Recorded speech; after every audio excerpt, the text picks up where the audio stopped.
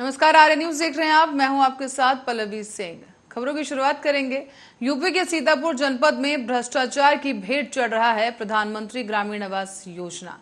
यहाँ आपको बता दें कि सीतापुर जनपद के परसेड़ी ब्लॉक के अंतर्गत कोडरिया रहने वाले प्रधानी और आवास की प्रथम किश्त 40,000 रुपए 1 तारीख 1/7/2021 को आई थी और इसका अभी तक बैंक द्वारा भुगतान नहीं किया गया है।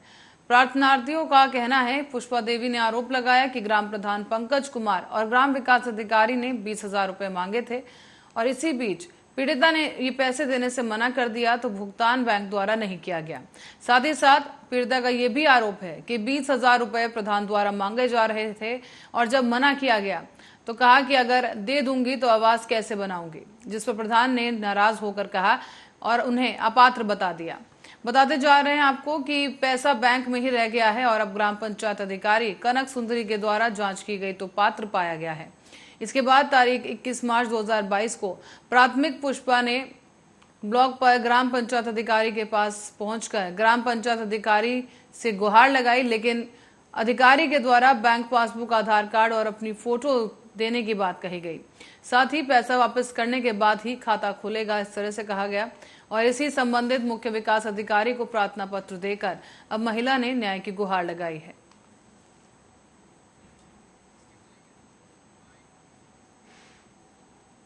और डॉक्टर श्यामा प्रसाद मुखर्जी का परिनिर्वाण दिवस आज है और आज ही के दिन मुख्यमंत्री योगी आदित्यनाथ ने डॉक्टर श्यामा प्रसाद मुखर्जी को श्रद्धांजलि दी है।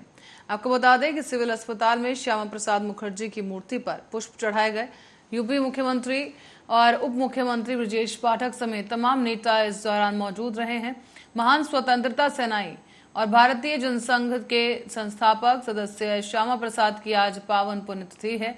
1993 को आज ही के दिन कश्मीर मुद्दे पर अपना उन्होंने बलिदान दिया था और श्यामा प्रसाद मुखर्जी का बलिदान स्वतंत्र भारत का एक ऐसा बलिदान था जिसे पूरे देश को जोड़ दिया। श्यामा प्रसाद ने जो आंदोलन कश्मीर के लिए किया वो कांग्रेस की तुष्टीकरण की नीति के खिलाफ आवाज उठाई गई थी।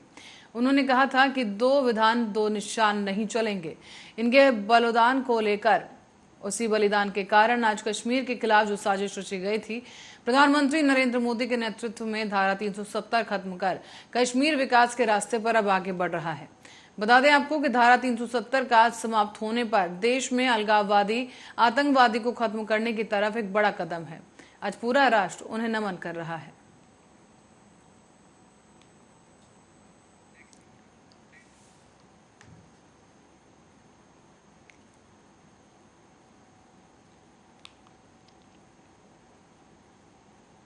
और महाराष्ट्र का राजनीतिक रंग हर घंटे बदलता जा रहा है।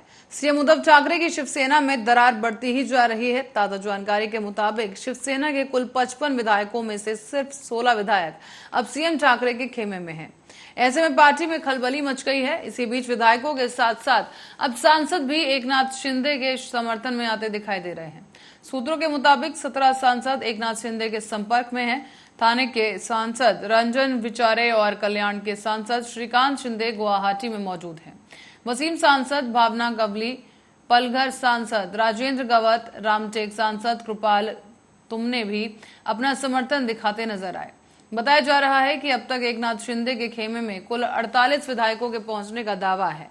उनके समर्थकों की तरफ से ये दावा किया जा रहा है, जिसमें 7 आज सुबह ही ऐसे पहुंचे हैं और बताया जा रहा है कि शिंदे के साथ होटल में अब शिवसेना के 41 और 4 निर्दलीय विधायकों को मिलाकर 45 विधायक मौजूद हैं। साथ ही साथ सीएम उद्धव ठाकरे के साथ 16 विधायकों को बताया जा रहा है और एक तरफ कयास ये लगाए जा रहे हैं कि शिंदे के खेमे में अभी 34 विधायक शामिल नहीं हुए हैं। यही वजह है कि शिंदे अभी खुलकर मुकाबले के लिए सामने नहीं आ रहे। दूसरी ही तरफ जिस तरह से उद्धव ठाकरे बीते दिनों फेसबुक के माध्यम से जनता से रूबरू हुए हैं, उसके बाद उनका सरकारी आवास छोड़ना, इसके अलावा उनके बेटे आदित्य ठाकरे का अपने ट्विटर हैंडल से अपने नाम के आगे से मिनिस्टर हटाना, इन तमाम बातों से यही साबित हो रहा है कि उद्धव ठाकरे को अब पक्का यकीन हो चला है कि परिस्थितियां एकदम उनके विपरीत हो चुकी हैं। अब उनकी कुर्सी जाना लगभग तय है। हालांकि ये सब कयास है, हकीकत क्या है ये सब बहुत जल्द ही साफ हो जाएगा।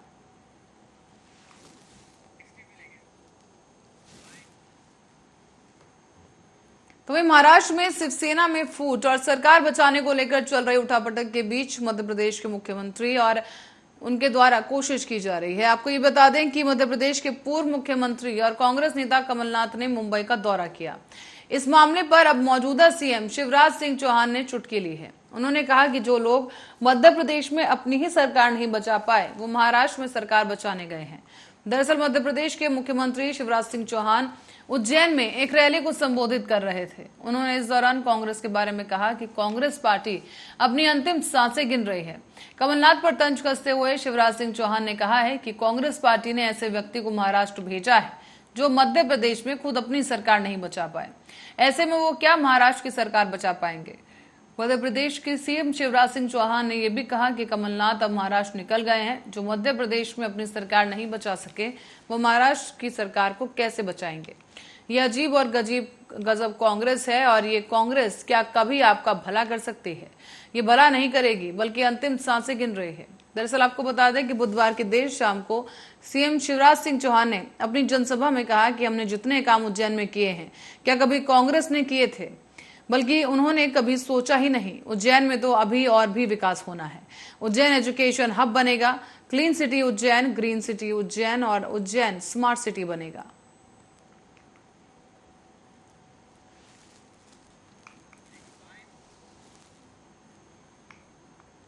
और इस बीच रुक करेंगे अगली खबर का, जहां हरिद्वार के ज्वालापुर स्थित होटल रॉयल वृंदावन में केंद्रीय मंत्री स्मृति ईरानी आज पहुंची हैं।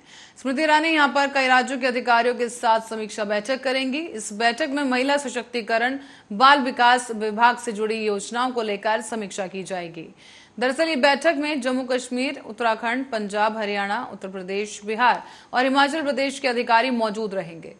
इसमें विभिन्न योजनाओं का और महिलाओं और बच्चों पर क्या कुछ प्रभाव पड़ रहा है और उनके विषय पर व्याख्यान दिया जाएगा। कार्यक्रम में प्रदेश की कैबिनेट मंत्री रेखा आर्या, धन सिंह रावत भी मौजूद होंगे।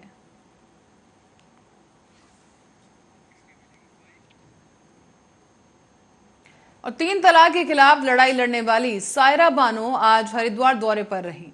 एक महिला जनसभा को संबोधित उन्होंने किया और इसी के साथ ही मुख्य अतिथि के रूप में वो सुमन नगर के गोकुल वाटिका पहुंची हैं। यहाँ आपको बता दें कि यहाँ पहुंचने के बाद महिलाओं और क्षेत्रवासियों ने उनकी बहादुरी को जय जयकार करते हुए उनका फूल मालाओं और पुष्प गुच्छों के साथ स्वागत किया है। दरअसल सायरा बानो को 3 तलाक के खिलाफ लड़ाई के बाद ही 3 तलाक का मुद्दा राष्ट्रीय मसला बन पाया था। इसके बाद सुप्रीम कोर्ट के रास्ते ये कानून में बदल गया और अब 3 तलाक जैसी कुप्रथा गैर कानूनी है। 3 तलाक के मुद्दे को सुप्रीम कोर्ट तक ले जाकर देश भर में इसके खिलाफ लड़ाई लड़ने वाली सायरा बानो को उत्तराखंड की सरकार ने सम्मानित किया है। उत्तराखंड की त्रिवेंद्र रावत सरकार ने सायरा बानो को राज्य महिला आयोग का उपाध्यक्ष भी बनाया था और साथ ही साथ राज्य मंत्री का दर्जा भी उन्हें दिया गया। सायरा बानो राज्य मंत्री महिला आयोग ने 3 तलाक पर रोक के फैसले को ऐतिहासिक बताया। उन्होंने ये भी कहा कि महिलाओं की समानता के लिए मोदी सरकार का यह फैसला मील का पत्थर साबित होगा। कहा यह भी गया कि सदियों से 3 तलाक की कुप्रथा से पीड़ित मुस्लिम महिलाओं को अब न्याय मिल गया है। सायरा बानो ने कहा है कि महिला समानता उन्हें उत्पीड़न से बचाने की आज तक सिर्फ कोरी बातें होती आई थी, लेकिन अब पहली बार मोदी सरकार ने महिलाओं को सिर उठाकर जीने का रास्ता प्रशस्त किया है।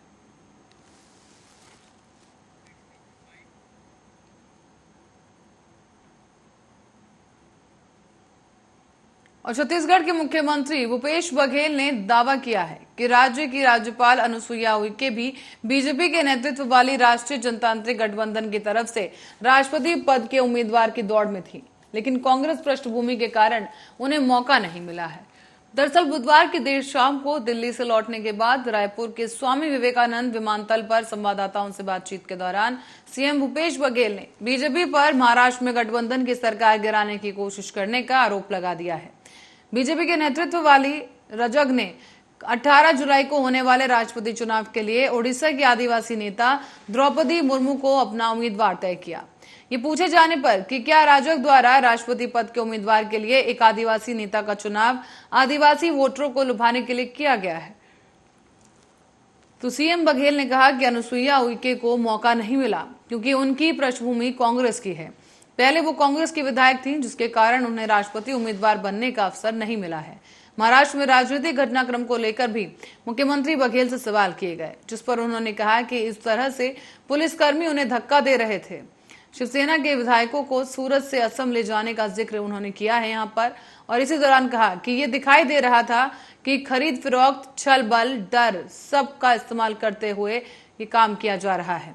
जब नारायण राणे, हेमंत बिस्वा शर्मा और मुकुल राय विपक्ष में थे तब उनके खिलाफ परिवर्तन निदेशालय या आयकर द्वारा मामले बनाए गए, लेकिन अब उन्होंने पार्टी बदली तो सब कुछ ठीक हो गया है।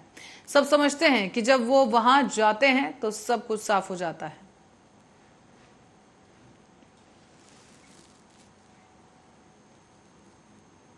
और इस बीच एक खबर सामने आई है छत्तीसगढ़ से, जहां छत्तीसगढ़ के बालोद पुलिस ने नाबालिग लड़की के अपहरण के मामले और रेप के मामले में लेह लद्दाख से आरोपी को गिरफ्तार किया है। यहां आपको बताते चलें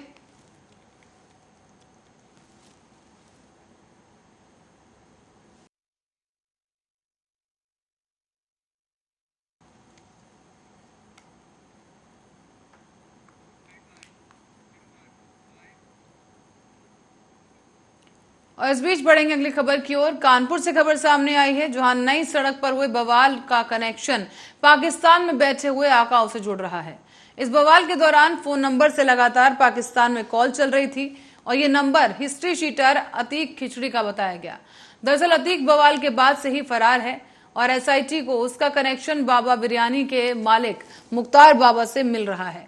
एसआईटी की जांच में अब तक 2 बिंदु सामने आए हैं। पहला ये कि उपद्रव की साजिश नुपुर शर्मा की टिप्पणी को लेकर भारत की विश्व पटल पर बदनामी कराने के लिए रची गई थी। दूसरा बिंदु ये कि उपद्रव के पीछे स्थानीय कारण हिंदुओं के बस्ती चंद्रशेखर हाथा खाली कराना था। यहाँ आपको बता दें कुछ बिल्डरों की नजर इस पर है कि लेकिन 19 दिन बाद नए तथ्य ने पुलिस की जांच की दिशा बदल दी है। उपद्रव के बाद पुलिस ने सड़क के मोबाइल टावरों का डेटा खंगाल रही थी और उसमें सामने आया है कि एक मोबाइल नंबर से उस वक्त पड़ोसी देश से बात चल रही थी और उसके बाद से वो नंबर लगातार बंद आ रहा है।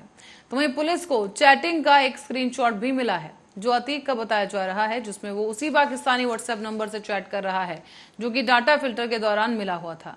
चैट में अतीक ने लिखा कि शेख साहब और बम चाहिए, काम हो जाएगा। चैट का स्क्रीनशॉट अतीक का है या नहीं इसकी जांच चल रही है। और आपको ये बता दें कि उपद्रव में पुलिस अब तक 58 लोगों को गिरफ्तार कर चुकी है। कईयों के परिजनों ने युवकों को फर्जी फंसाने का आरोप लगाते हुए साक्ष्य सौंपे थे। जांच के बाद 4 युवकों को पुलिस ने क्लीन चिट दे दी है और 169 की कार्रवाई करते हुए पुलिस कोर्ट में प्रार्थना पत्र देगी, जिसके बाद इन युवकों का जेल से बाहर आने का रास्ता साफ हो जाएगा। इस बवाल के बाद पुलिस ने वीडियो, फोटो और इन तमाम चीजों के आधार पर 40 उपद्रवियों के पोस्टर जगह जगह लगाए थे। कई युवकों को पुलिस ने घटना के वक्त दबोच भी लिया था और गिरफ्तारी के बाद कई परिवारों ने पुलिस कमिश्नर विजय सिंह मीणा से मिलकर आरोपियों को निर्दोष भी बताया था।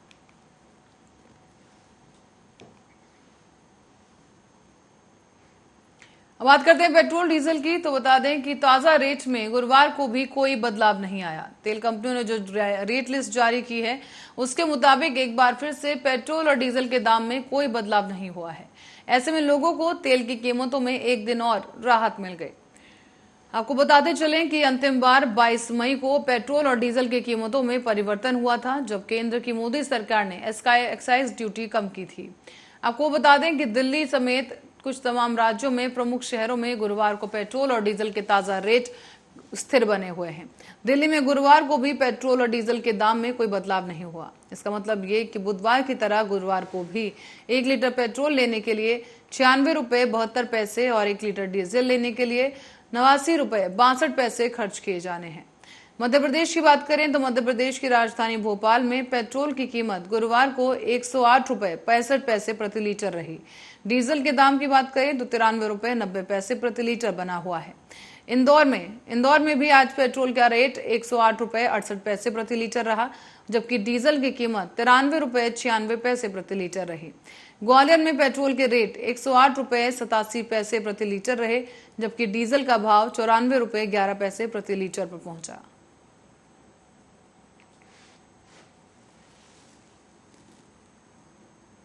तो वहीं शासन की मंशा के अनुसार नगर सीमा क्षेत्र के अंतर्गत मुख्य मार्गों और सार्वजनिक मार्गों की पटरियों और नालियों पर किए गए अतिक्रमण को हटाने का काम किया गया।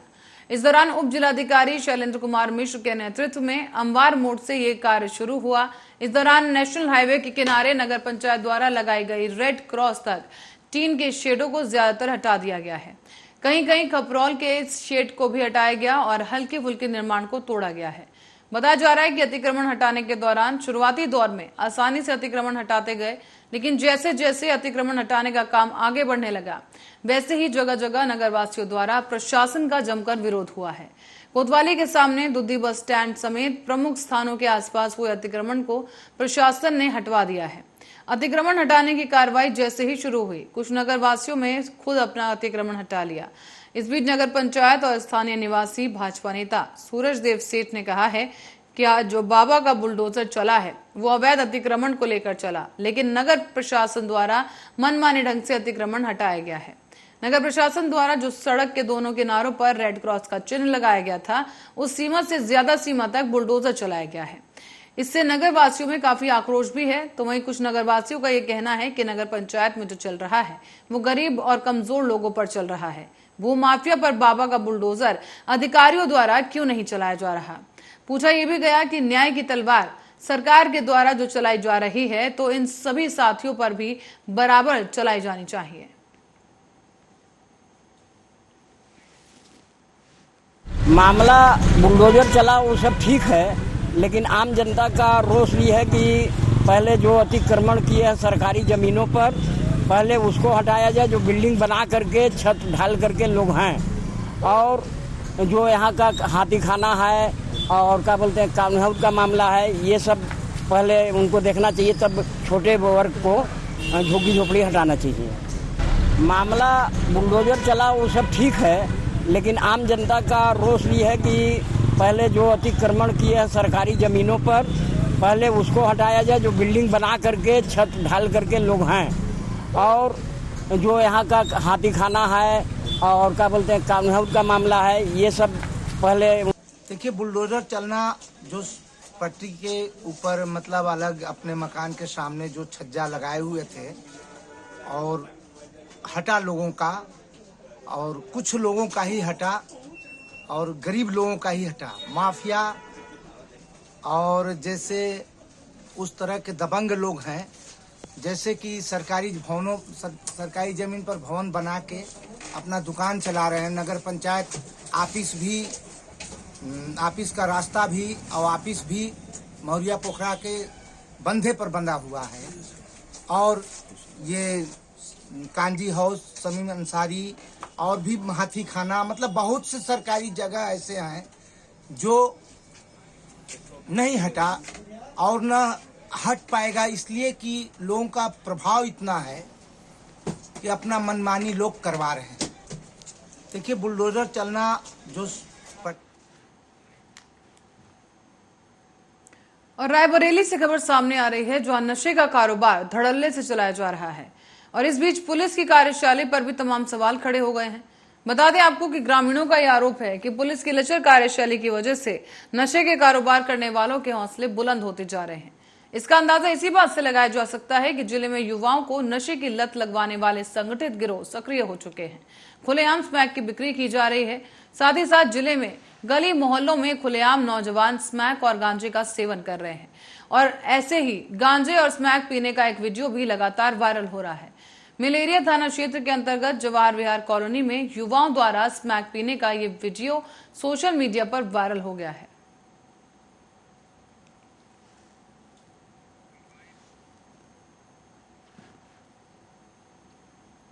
खबर अब कानपुर देहात से है, जहां बुजुर्ग ने आत्महत्या करने की कोशिश की और इसी बात से विभाग में हड़कंप मच गया है, क्योंकि न्याय न मिलने की वजह से बुजुर्ग ने तहसील में ही फांसी लगाकर जान देने का प्रयास किया।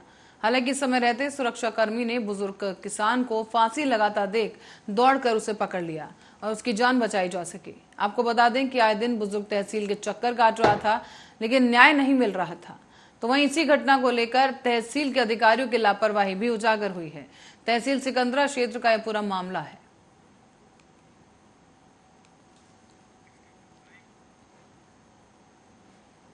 और इस बीच देश के कई हिस्सों में भारी बारिश के बाद तबाही मची हुई है। पूरब से लेकर पश्चिम तक कई राज्यों में बुरा हाल है। एक तरफ जहां असम है वहां बाढ़ से बुरा हाल है, तो वहीं पूरा असम बाढ़ में डूब चुका है। सेना और एनडीआरएफ राहत और बचाव में जुटी है और इसी बीच महाराष्ट्र के नासिक में भी बारिश की वजह से हाल बेहाल हो गया है। यहाँ बहाव इतना ज्यादा है कि खड़े हो पाना भी मुश्किल है, गाड़ियां तक बह गई हैं। असम में आसमानी आफत कहर बनकर टूट रही है। गांव दरिया बन चुके हैं और कई सड़कें तालाब में तब्दील हो चुकी हैं। आपको ये भी बता दें कि गांव-गांव में पानी इतना भर चुका है कि गांव पानी में डूबा नजर आ रहा है। राहत और बचाव के लिए सेना कमान संभाल चुकी है। असम में चिरौंग से आई राहत और बचाव की तस्वीरों में सैलाब के बीच बड़ी संख्या में लोग फंसे दिखाई दिए, जिन्हें रस्सी के सहारे बाहर निकाला जा रहा है। जवान इन लोगों के लिए किसी देवदूत से कम नहीं। एक एक कर जवानों ने सभी को सुरक्षित निकाला। चिरांग ही नहीं बल्कि असम के ज्यादातर जिलों में कमोबेश यही हाल है। इस दौरान गए गांव में भी घरों में पानी घुस चुका है और पानी के बीच पूरा परिवार कैद हो गया। इस गांव में ऐसा कोई घर नहीं बचा जो पानी में ना डूबा हो। लोगों के सामने सबसे बड़ी समस्या इस वक्त खाने पीने को लेकर है। असम में बाढ़ की बदहाली देखते हुए मुख्यमंत्री हेमंत बिस्वा ने नागांव में भी बाढ़ प्रभावित इलाकों का दौरा किया और लोगों को जल्द से जल्द सुरक्षित ठिकानों पर पहुंचाने के निर्देश दिए गए।